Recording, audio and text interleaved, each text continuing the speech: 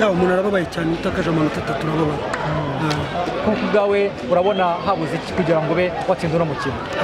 habuze penalty yatanzwe equipe y'indigera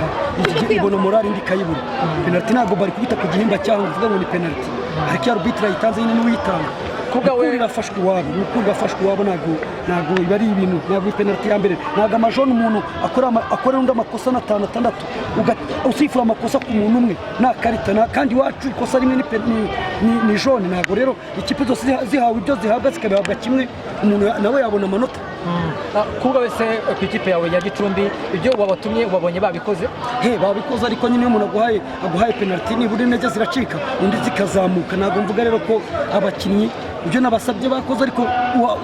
hari motivation hari no kubakuramo imbaraga ariko coach hari igihe usanga wenda equipe ishobora kuba yatanga cyangwa se wenda uvuga icyo kibazo wenda kiri kutishimiye imisifure ariko akomeza kagira imbaraga kuki nyuma yawe ije gucika imbaraga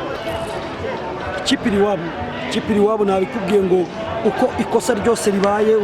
wacu arakorerwa ikosa basifure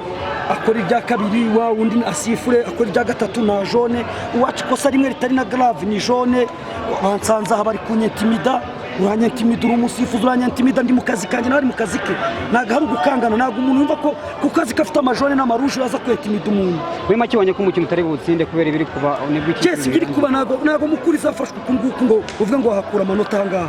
niba buri wese nakora akazi kugakoma kugakora bareke gutanga avantage kuri bamwe batumugushimira urakoze